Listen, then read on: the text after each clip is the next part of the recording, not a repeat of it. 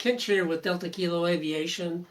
Today I wanted to give you my review of the Flight Test 3D. I call mine the FT3D BO. This isn't the latest version of their 3D airplane.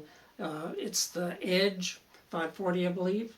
But this is the original one. Flies great. I really enjoy it. It's got the Flight Test Power Pack C on it, so it's C motor with 35 amp ESC. Fly it on a 1300 milliamp 3S battery. It's got vortex generators to help with slow flight.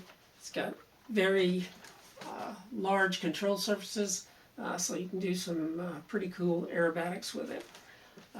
I also made a special canopy. This is the one that was on the plans, and I made another one that has a place to stick a Insta360 Go-To, which this is a great camera, as you'll see in just a minute. It's only 28 grams. This is the little control pad and the charger to it, and this is the actually the camera here, and I mount it right here, and it gives about 160 or so degree picture. So take a watch. Thanks.